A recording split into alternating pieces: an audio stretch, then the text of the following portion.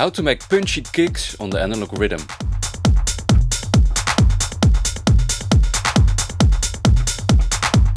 Hi folks, Melvin here from Optoproductions.com with another Analog Rytm tutorial. I've always liked the low end on the rhythm. It's really deep and warm, especially with some overdrive. But compared to plugins like Kick 2, it's never as bright, which sometimes makes it quite difficult to punch through a busy mix. Luckily, there's a simple solution to this problem. Let me head over to the computer and talk you through it. Alright, so in order to get that sharp transient, I'm just gonna look for some samples that are bright enough by themselves. And for that, I'm gonna use Loop Cloud, which makes it real easy to compare kick drums. And this basically works like Splice, but you can also load in your own sample libraries. But the cool thing is that it works as a plugin. So for example, if I select a kick from a pack I own. So let's select a kick pattern. And if you play this, you can see it comes in right here. Oh, and by the way, it also follows the tempo. So that's useful as well. But since I want to make a click and I don't really care about the low end, because I'm gonna use the machine for that on the rhythm, I'm just gonna add a high pass filter so we can monitor without the low end. I think I'm gonna set it to linear phase though, and I'll probably start around 100 Hertz with a Q of 0.7. Maybe a bit higher actually, 130. Okay, so now I just want to select some kick drums that have a punch and enough high end basically, but also maybe some interesting textures on top. Yeah, this one is pretty sharp. And if you want to add it, just drag and drop over here. In this case, the rhythm works on 48 kHz internally, 16-bit. So my project is also set to 48 kHz. So I'm just gonna convert those samples. All right, let's find a couple. This could work. This one as well. Yeah, let's take both. All right. So I'm using pre-made samples here, but you can also, of course, make your own with Kick 2 or with VCV Rack. But I'm just gonna look for around 30 to 50 kick sounds. So we've got plenty of options to work with. So let me do that real quick. All right, so I went ahead and added a bunch of samples, a bit more than I wanted. I've got one per measure, so that's easy to see how much you've got. 67 in this case. But now I'm just gonna copy the same EQ I had before. And now there are actually two things you can do, because right now we've still got a lot of low end, which could be nice, but I think I'm gonna duplicate this track and I'll call this punch and this one click. So the punch is usually located around 100 Hertz. So for this one, I'll keep that low end. But for this one, I'll set it a bit higher. So I just get the high end.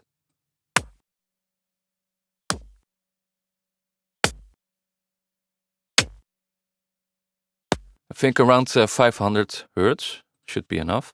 And yeah, the reason I'm using Cubase right now is that I can easily export this in one go. So I'm just selecting all the samples and I go to edit, render in place. I want to render the dry signal. Oh, but actually before I do that, I actually want to normalize all samples. So let's do that. Normalize to peak, -1. And I'll just copy these over. Okay, so select them all. Go to edit, render in place, render settings. I've set it to a separate events. I need to set it to channel settings, so the EQ will be included. No tail mode. And I need to set the bit depth to 16-bit, because that's what the Analog Rytm uses. And I am gonna use a custom name in this case, so punch. And it will number them automatically. Location, use project audio folder, and that will be it. Yeah, so now I've got 67 kicks, starting from 0. I'm just going to move those and create a separate folder, Analog Rytm samples, and create a new folder, Punch. It's important to use short names because the screen is only so large on the rhythm. All right, let's do the same, but for the click sounds, called click, render. All right, so now I've got all the audio files with their original length in mono. Okay, so now I can open up transfer, and I just need to set the rhythm to MIDI USB mode instead of overbridge mode. Then I can connect it. Okay, so now I need to drop those 2 folders I just made. It's probably gonna take a few seconds. Okay, so those are done. Now I can see the transfers folder right here. And I'm just gonna rename that clicks. And I think I'm gonna add a new folder here as well. Create folder, call this clicks as well. And one called punch.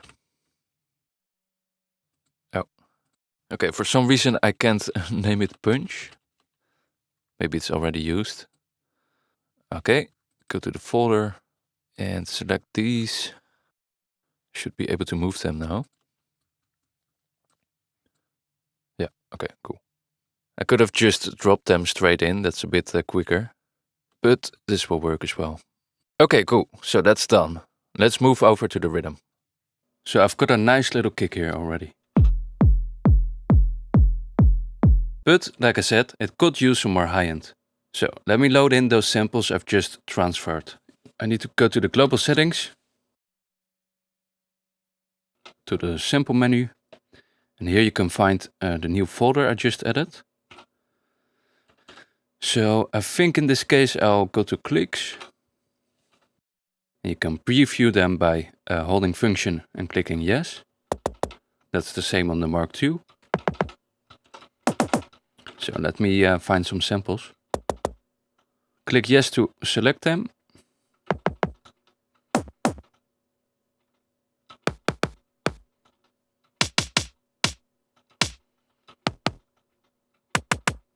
Okay, yeah, you don't want to select too much because you also need to leave room for other samples, of course.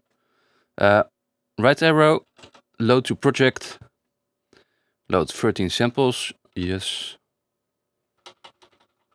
Okay, now if you click the sample button twice, you can see the sample list. So yeah, let's take a listen.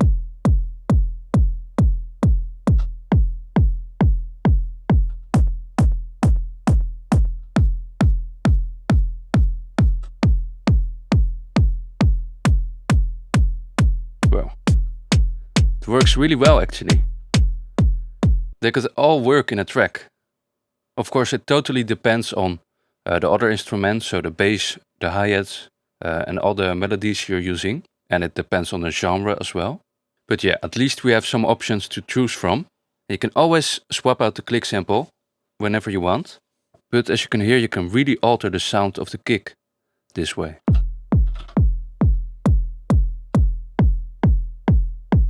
Okay, let's say I like this one.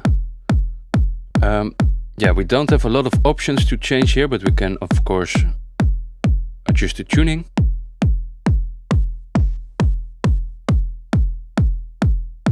We can add a bit crusher.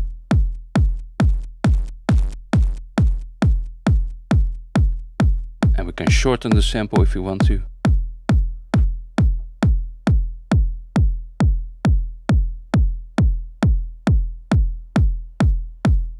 Or adjust the attack, start time.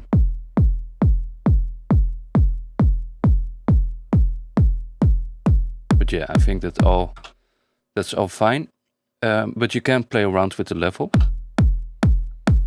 If you want more click or less click. Alright, so I do have some overdrive. So to glue both sounds together. Without it or with it, just a little bit.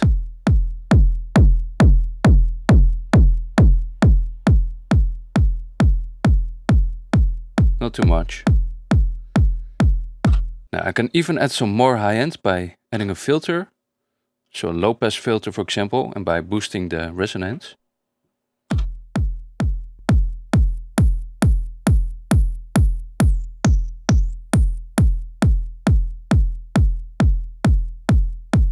So that's really high. Above 15K probably. But you can of course change the filter type to a peak filter, and then it's just an EQ basically.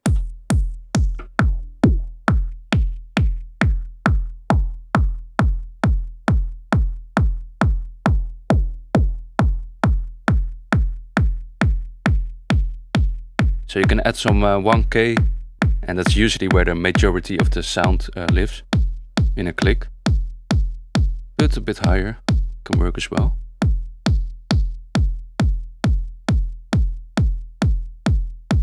Okay, now if you want even more punch, you can always add some parallel compression. So let's do that. I'm just gonna turn up the mix and exaggerate a little bit. I'll use a long attack, not too long. I think 10 or 3 milliseconds. A short release, as short as it can go. High ratio. No sidechain.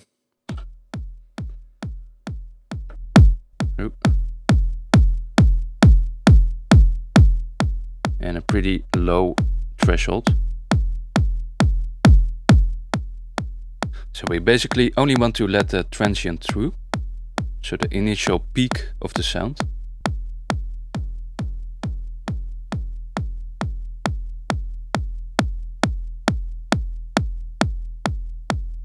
Maybe 10 milliseconds on the attack. And now of course we can mix this in.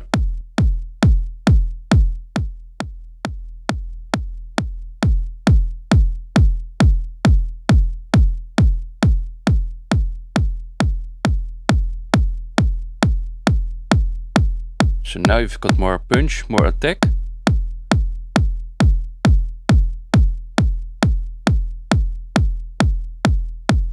And yeah, the only disadvantage is that this compressor works on every sound. So you might want to record it in your DAW, or you just don't care at all, because usually I use a little bit of parallel compression on the drum bass anyway. Just don't go overboard with it. And yeah, of course, if you're still thinking that you're not getting enough punch, you can always layer it with another machine. So let's say I grab a tom track.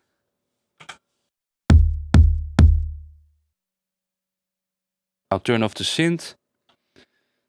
And now we can select another click if we want to.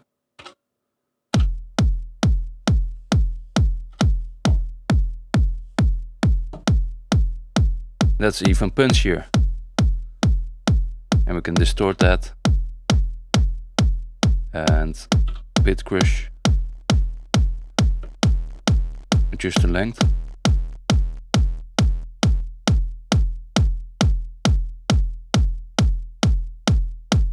And the benefit of this method is that you can apply some reverb only to the click. So without all the low end triggering the entire reverb.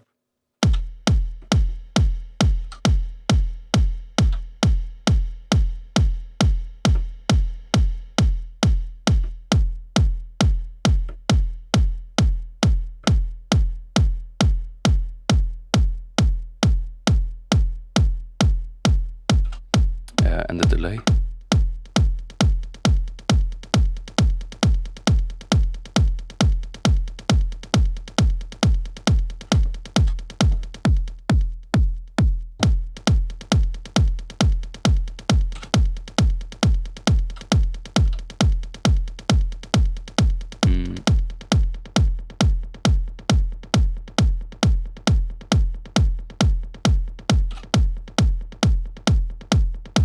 And yeah, some master distortion, that always works.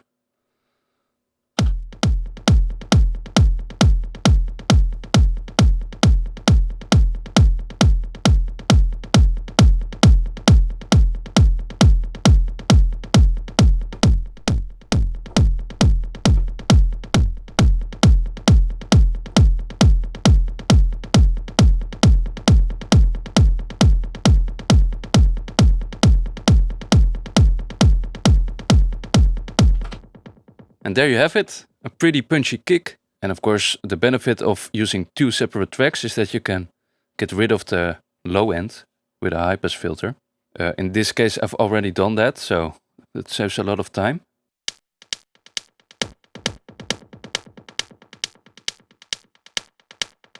You can always filter it some more, and maybe even add some resonance to alter the character.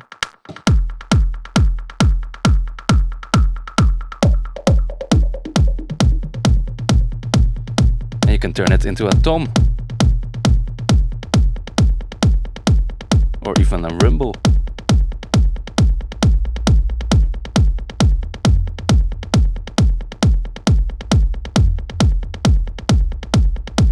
You can of course even record this.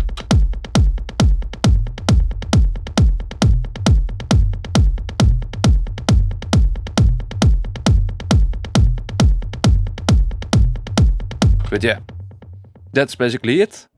It takes some time to prepare all these click sounds, but once you've done that, you can work really quickly. Just don't make that click list too long. Don't use too many samples. You do want to limit yourself a little bit. But after a while, you'll recognize your favorite sounds, and then you can produce tracks in no time. Alright, let me know what you think about this technique. It's not black magic or any other kind of voodoo. Just some preparation beforehand and you're good to go. If you want to learn more about hardware techniques, feel free to join my Facebook group linked below, as it's a bit easier to help out with questions over there. Alright, I'll see you all next week with another tutorial.